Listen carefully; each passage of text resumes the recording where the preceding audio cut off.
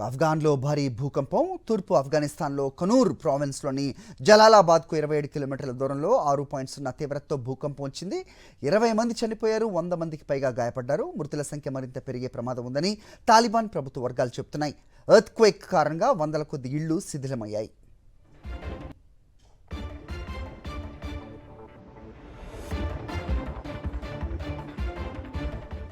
అయితే మారుమూల పర్వత ప్రాంతాల్లో వచ్చిన భూకంపం కారణంగా సహాయక చర్యలకు ఇబ్బంది తలెత్తుతోంది. క్షతగాతులకు సాయం చేయాలని తాలిబాన్ ప్రభుత్వ అధికారులు మానవతా సంస్థలను కోరారు.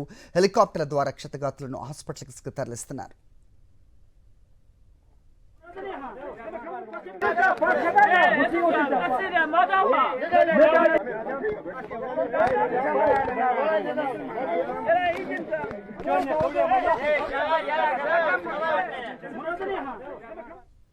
భూకంపం ప్రభావం 300 కిలోమీటర్ల కంటే ఎక్కువ దూరం వరకు ఉందని తెలుస్తోంది. దీని ధాటికి కాబూల్ నుంచి పాకిస్తాన్ రాజధాని ఇస్లామాబాద్ వరకు భవనాలు కంపించాయి.